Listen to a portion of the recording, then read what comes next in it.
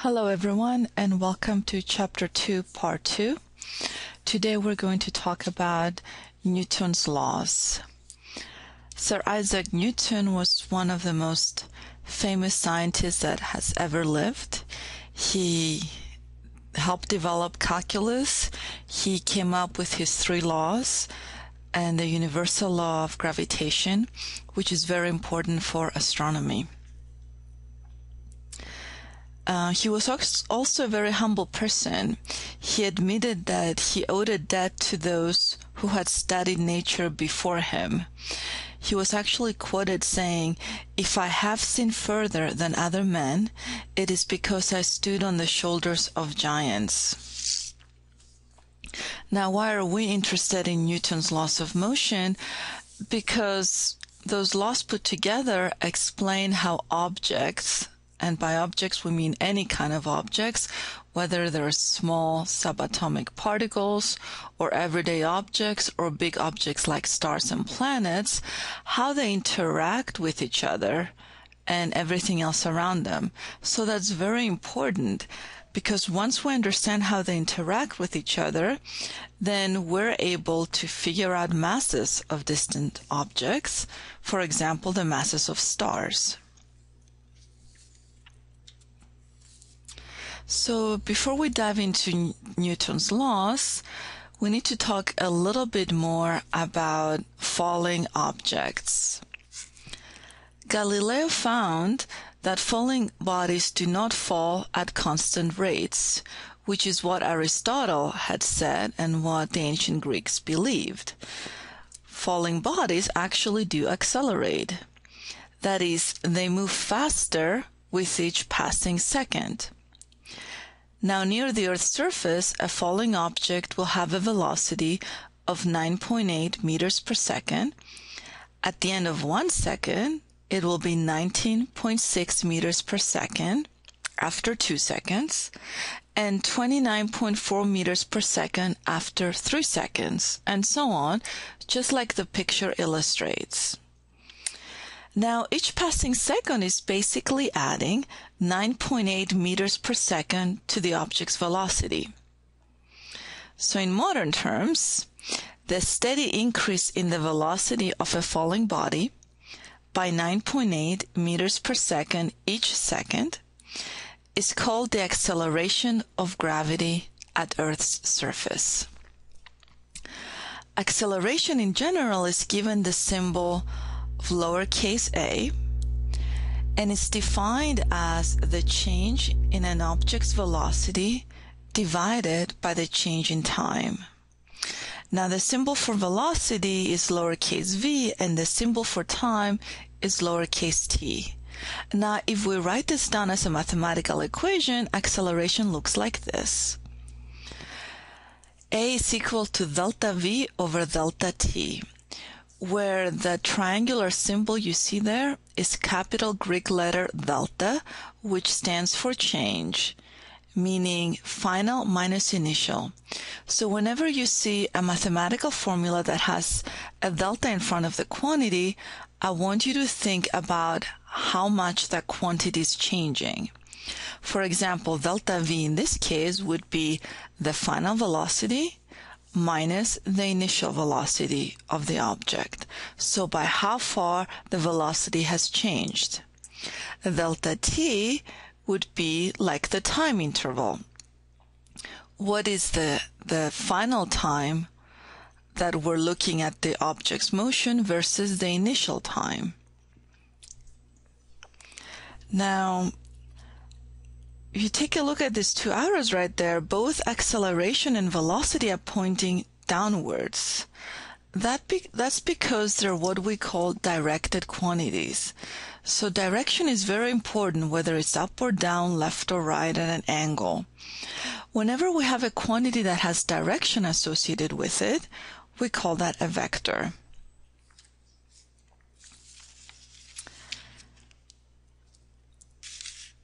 Now, a lot of people use the words speed and velocity interchangeably, but these 2 terms mean 2 different things. Speed is a rate of motion, and does not have any direction associated with it. But velocity does. For example, if I tell you I'm driving my car at 55 miles per hour, what am I giving you? I'm only giving you the speed. You know how fast I'm going, but you don't know which way I'm going. That would be the velocity.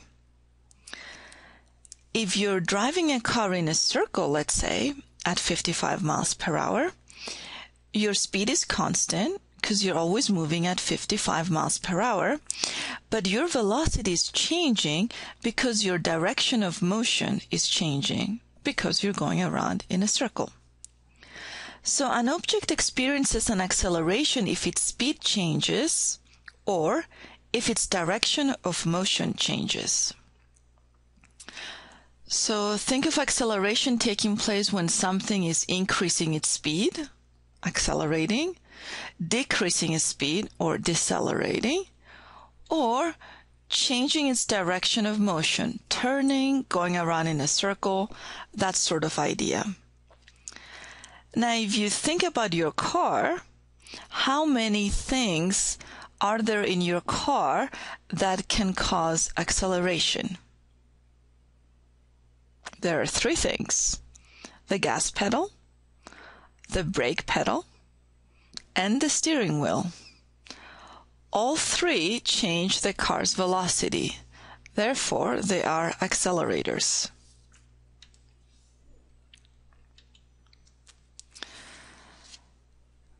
Now, there's lots of kinds of acceleration, but I would like to concentrate on acceleration due to gravity.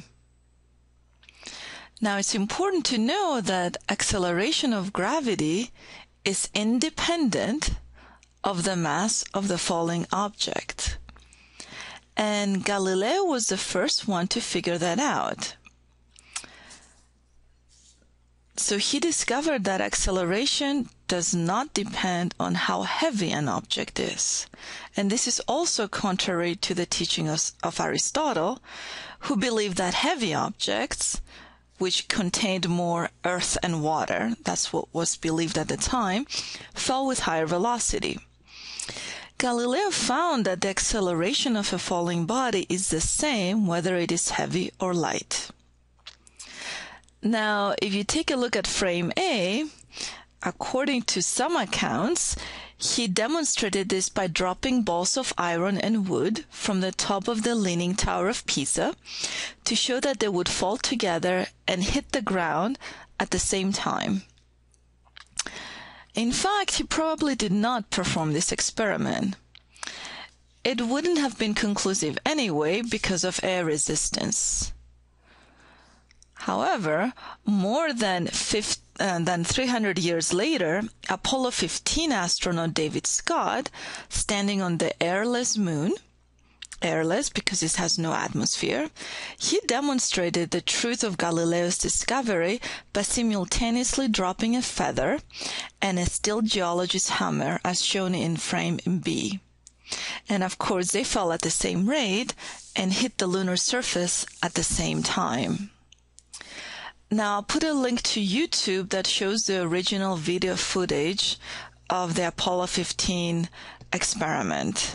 So please check that out.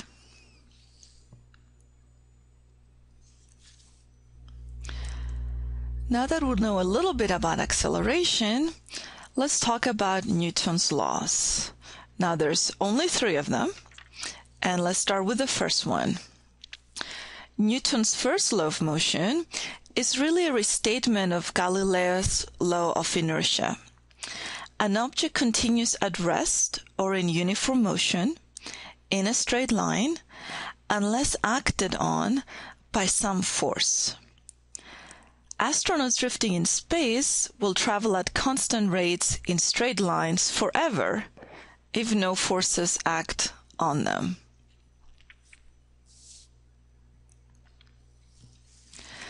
Now, Newton's first law also explains why a projectile continues to move after all forces have been removed. For instance, how an arrow continues to move after leaving the bowstring. The object continues to move because it has momentum. You can think of an object's momentum as a measure of its amount of motion. An object's momentum is equal to its velocity times its mass. So keeping that in mind, a paperclip tossed across a room has low velocity and therefore little momentum, and therefore you can easily catch it in your hand.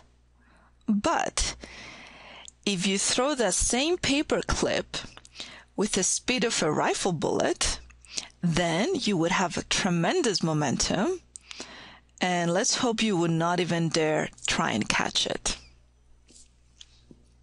So that's Newton's first law.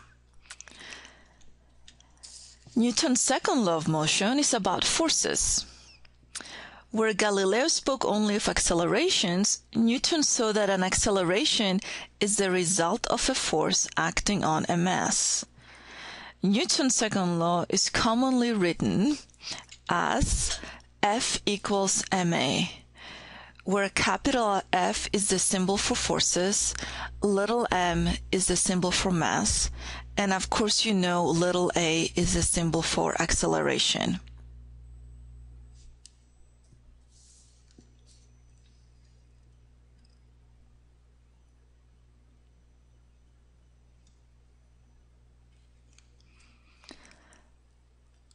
In a way, the second law is just common sense.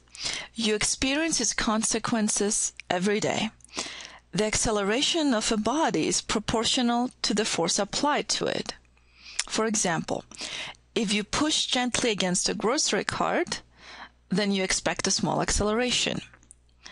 The second law of motion also says that the acceleration depends on the mass of the body.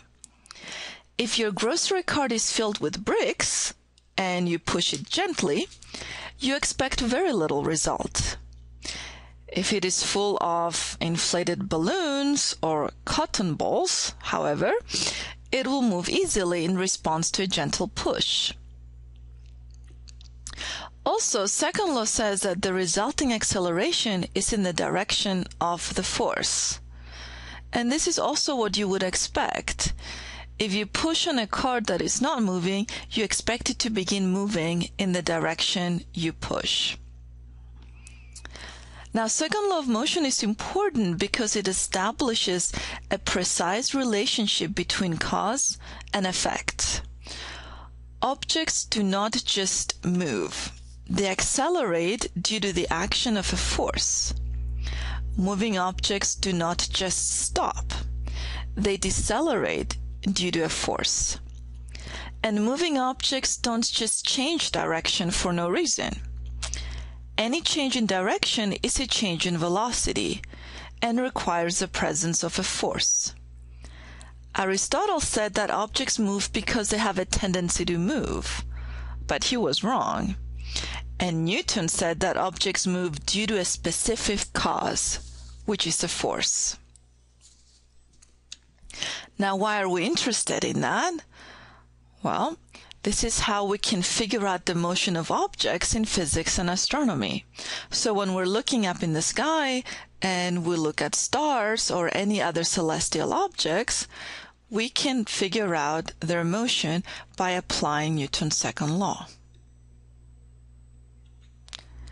Which brings me to Newton's third law, which most of you have heard of, phrased in a way of, for every action there is an equal and opposite reaction.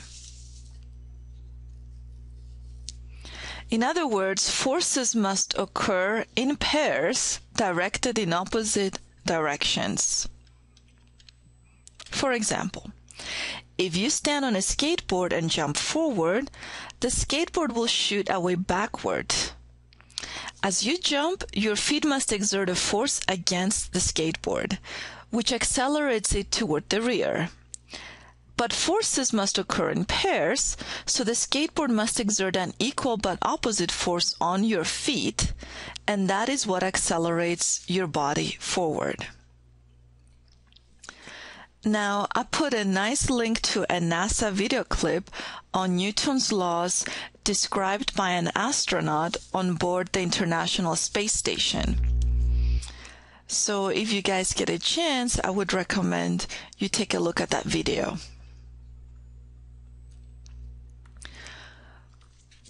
Now this brings me to the most important force for astronomy, which is the force of gravity. Now we talked a little bit about acceleration, and acceleration can be caused by many forces. If that acceleration is caused by the force of gravity, then it's given the special name of acceleration due to gravity, and it's also given the special symbol little g. And that is directed toward the center of the object. In this case, in the picture right here with the baseball player, it is directed towards the center of the Earth.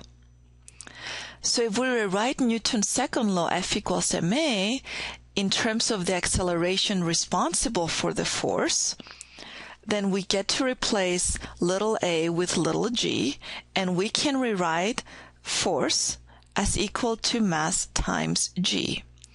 And the force we have just now calculated would be the force of gravity. And in layman's term, that's equal to the weight of an object. Now, I know a lot of people confuse mass with weight. They're two different things. Mass is the amount of stuff you're made of. And in science, that's measured in kilograms. Weight is the force of gravity on the object, which is, as you can tell right there, is mass times the acceleration due to the big object. So mass times g. That is why on Earth, you're going to have a bigger weight than on the moon, because on the moon has 1/6 of the acceleration due to Earth. Therefore, the force of gravity, and thereby your weight on the moon, will be 1/6 of what it is on the Earth. Notice how your mass, the amount of stuff you're made of, has not changed. It's your weight, which is the force of gravity, that has changed. Now, a good question would be, okay, so the Earth has a bigger g than the moon. Well, what determines the strength of the gravitational force? And what determines that is mostly the mass of the object. The more massive the object is, the bigger the g, the gravitational field. Therefore, the bigger the gravitational force any other object that comes its vicinity is going to experience. Now, Newton came up with the universal law of gravitation. So he came up with a mathematical expression for describing the gravitational force between two objects. So if you look at those two green spheres of mass m1 and m2, the gravitational force that they're going to experience is equal to big G, which is the universal gravitational constant, and I'll tell you in a minute what value it has, times mass 1 times mass 2, so the masses of both objects, divided by their distance squared. And notice how the distance between the objects is measured not from the edges of the objects, but from their respective center of masses. So this is a universal law of gravitation.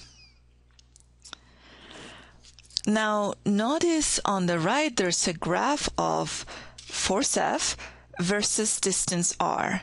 And they just used arbitrary units. Just wanted to show you the idea that as you move away from an object, meaning as the distance between the objects increases, notice how the force drops. But another thing I want to tell you is that it never quite reaches zero, no matter how far away the objects are from each other.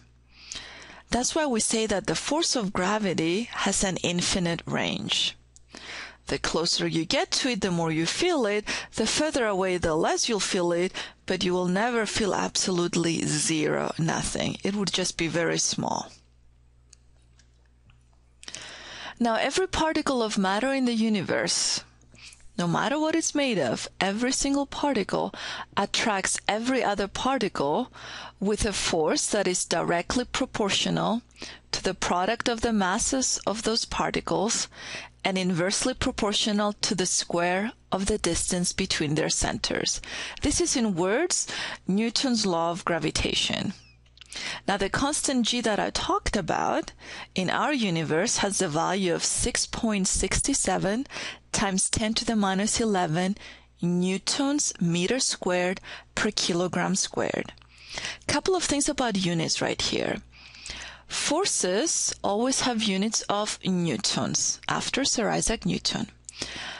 Mass always has units of kilograms. And radius always has units of meters. These are called the standard SI units.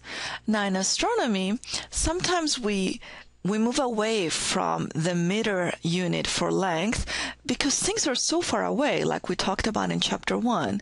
So we introduce things like AUs, astronomical units, things like light years and parsecs and all that other stuff. Just make sure whenever you're using a mathematical expression that you make sure you use the right units for each. In order to calculate forces, you always must use meters for distances.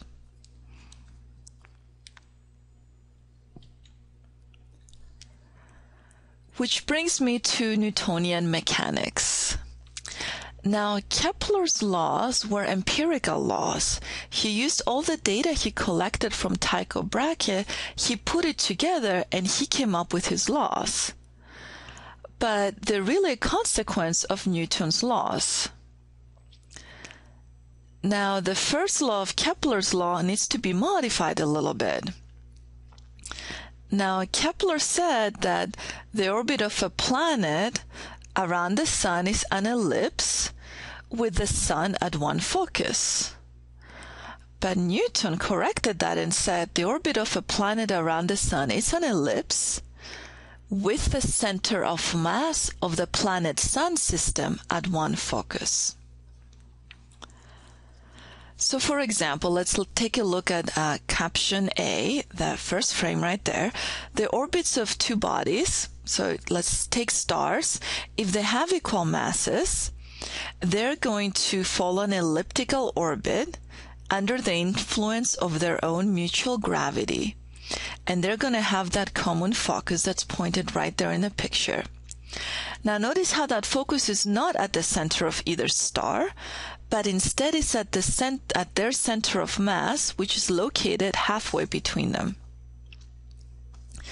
The pairs of numbers indicate the positions of the two bodies at 3 different times. And also note that if you take a line joining the bodies at any given time, it will always pass through the common focus. For example, if you take position number 1 for the star on the left and position number 1 for the star on the right, draw an imaginary line between them and notice how it will definitely go through the common focus. If we take a look at frame B, which is a scenario where we have two stars orbiting each other, but one is twice as massive as the other. Again, we see the elliptical orbits with the common focus, which is at the center of mass of the two-body system. And the two ellipses, notice, have the same eccentricity.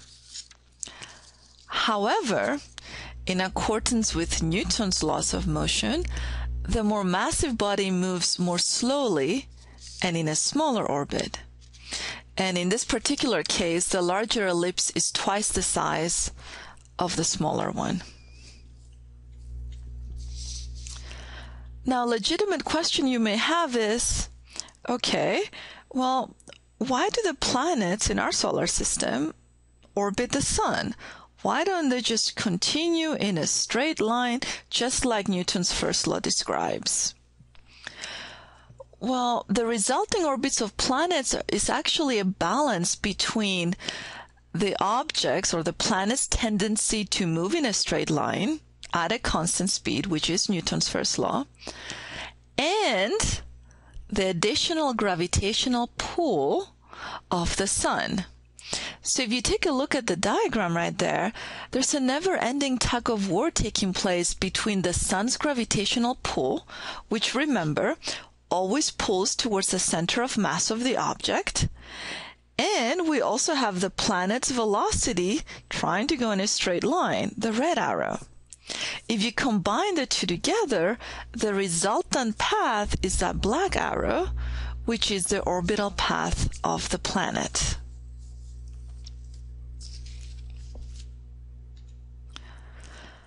Now, how does Newton's universal law of gravitation explain Kepler's laws? Well, universal gravitation implies that the planets further from the sun will move more slowly than the planets closer to the sun. And this is Kepler's third law.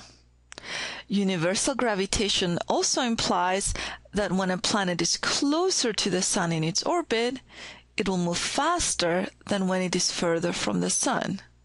And that is Kepler's second law. Also, Kepler's second law is a result of the conservation of angular momentum, which I'm not going to talk about in this class.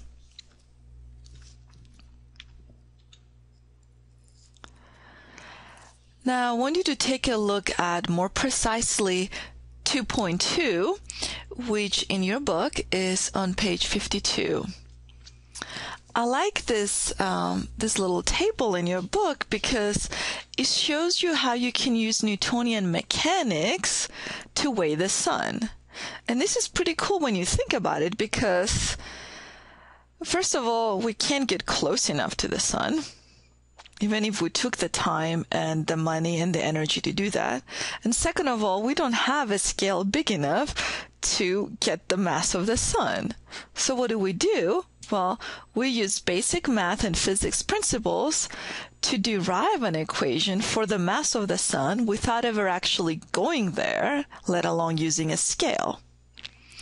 So if you see the step-by-step solution in the book, it tells you that the mass of the sun in this case is going to equal to r v squared over g, where r is how far away it is, and v is the speed, and that's 30 kilometers per second, and you can look all that up in the book. The radius is 1 AU, the distance from the Earth to the Sun from their respective centers of mass. When you put everything together in your calculator, and please do take a minute, pause this, and calculate it to see what you get, you should get about 2 times 10 to the 30th kilograms.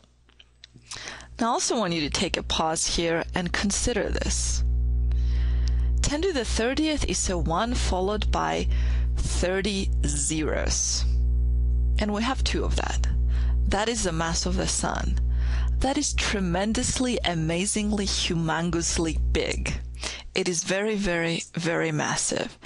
In fact, the sun has more than 99% of the total mass of our solar system. So no wonder of all the planets and their moons, etc., are orbiting the sun. It is the most massive object in our vicinity. Also picture this. There's billions of galaxies in the universe, and each galaxy has billions of stars. So we're talking about some pretty massive things floating out there. I also want to talk a little bit about orbital velocity. So let's say you want to put something in orbit. So a good question would be, okay, what velocity should the object have to stay in orbit? And that depends on 2 things. On the mass of the object that you're going to be orbiting, and how far away you want to be from the center of mass of that object. If you put that together, we have this elegant little equation. V sub c stands for circular velocity, or in this case, orbital velocity. And that's equal to the square root of g. Remember, that's a gravitational constant. It's just a number. You just look it up. times m, the mass of the object we're going to orbit, divided by r, the center of mass distance between the two objects. Now the moon has an orbital velocity of 1020 meters per second, so about a kilometer per second. So I want you guys to figure out, if we have a satellite that's about 200 kilometers above the Earth's surface, how fast should it travel in order to stay in orbit?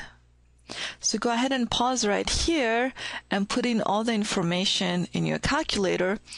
Make sure that for r, the distance, you don't use 200 kilometers. And don't forget to change that into meters anyways. So it's 200 times 1,000 meters. That's just the distance between the surface of the Earth and the satellite. Remember, we need this distance from the center of mass of one object to the other. So to find the center of mass of the Earth, you basically need to look up at the back of your book the radius for the Earth. Once you do that and you put everything together, you will get an answer of 7,780 meters per second. That's pretty fast. That's almost 8 kilometers per second. So that's for keeping an object in orbit at a certain distance. But what if you don't want it to stay in orbit? What if you want it to escape and go away? Go to the moon, let's say. So if you take a look at this picture right here, so we have the bound orbits, the circular orbit. We have a speed that's less than the circular speed, which is going to cause the object to fall back down, which we don't really want that. We want the object to escape, to follow one of those blue trajectories right there. So we don't want the object to return back to the planet or stay in orbit. We want it to completely escape the planet's gravitational field. So how fast should something move in order to do that? There's a nice little formula for that. And V sub e, which stands for escape velocity, is equal to the square root of 2gm over r. Notice how similar it is to the other formula? The only difference between the two is the factor of root 2. It's about 1.4. So using this idea, how fast should you launch a rocket in order to escape the gravitational pull of the Earth? So I'll give you guys a couple minutes to do that.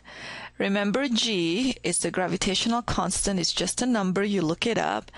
M is the mass of the object you're trying to escape from.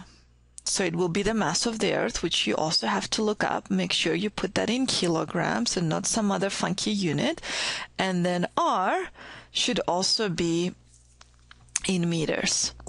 Once you put everything together, hopefully you will get an escape velocity of 11,184 meters per second.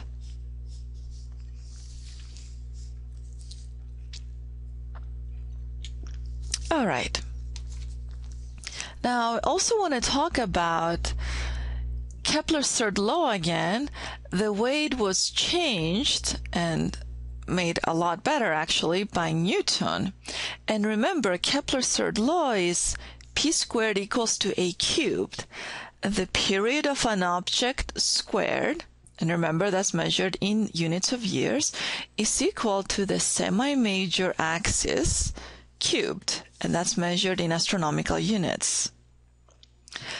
Now, if we use Newton's law of gravity, we can show that all closed orbits are ellipses, and that the orbital motion is faster when the two objects are closer to each other. Remember Kepler's second law.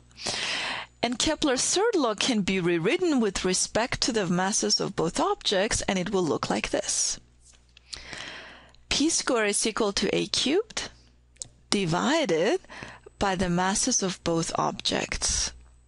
Now, why are we interested in this? Well, this can give us the orbital period and distance of a satellite from Earth. So if we have those two things, we can figure out the Earth's mass. Or if you have the orbital period and distance for a moon of Jupiter, let's say, then you can figure out Jupiter's mass. So we can use this idea to figure out of celestial object masses without ever going there and measuring those. Now make sure when you use this equation that for masses, you're not going to use kilograms, but you're going to use what we call solar mass units. Remember how our mass has, our sun, has a mass of 2 × 10⁻30 kilograms? So that is equivalent to 1 solar mass. So if you have an object that's orbiting our sun, let's say, and it has a half solar mass, it's half the mass of the sun, then in this equation you're going to put for M1 the sun, which is just 1 solar mass, and M2 you will put just half for half solar mass. And then periods again is in years, and distances is in AUs. And if you put that together, you should be able to find the mass of one object when you know the mass of the other one. So it's a very useful equation. Now this equation wraps up chapter 2, and this last slide right here is just a very quick summary of chapter 2. So we talked about the first models of the solar system from our ancestors. They were geocentric. There was a tendency of thinking that the Earth is in the center of not just the solar system, but the whole universe. And there were some issues with this problem. And one of them, it couldn't easily explain retrograde motion. It was very confusing trying to explain that. When the heliocentric model came around, which is the idea of the sun being in the center and the Earth orbiting the sun instead, it explained the retrograde motion very simply and also explained the brightness variations in the planets orbiting the sun. When Galileo came along with his telescope and made those observations, he supported the heliocentric model. Then Kepler used the data that was gathered by Tycho Brahe and came up with 3 empirical laws of planetary motion. Then Newton was able to explain Kepler's observations using his laws of motions and the gravitational equation, which is described on the last bullet in terms of words, that the gravitational force between two masses is proportional. The idea of proportional comes from that constant g we talked about. So it's proportional to the product of the masses divided by the square of the distance between them. And remember, that distance is between the center of masses. Now, this is chapter 2. I know it was a little bit mathematical, and there was a lot of physics thrown in there. It's a difficult chapter, but we need to get these ideas down in order to build on them and start talking about what's taking place out there in space.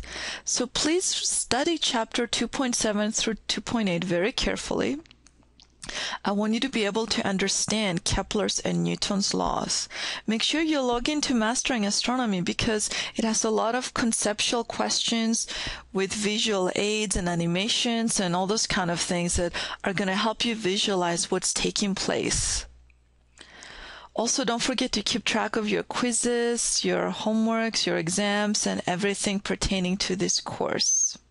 If you have any questions, feel free to email me. Until next time.